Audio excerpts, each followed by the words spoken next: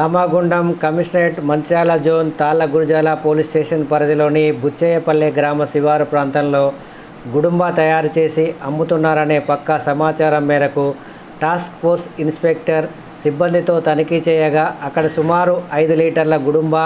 20 కిలోల బెల్లం, 1200 లీటర్ల గుడుంబా తయారీకి సిద్ధంగా ఉన్న బెల్లం పానకం, 15 కిలోల డిఏపి ఎరువు,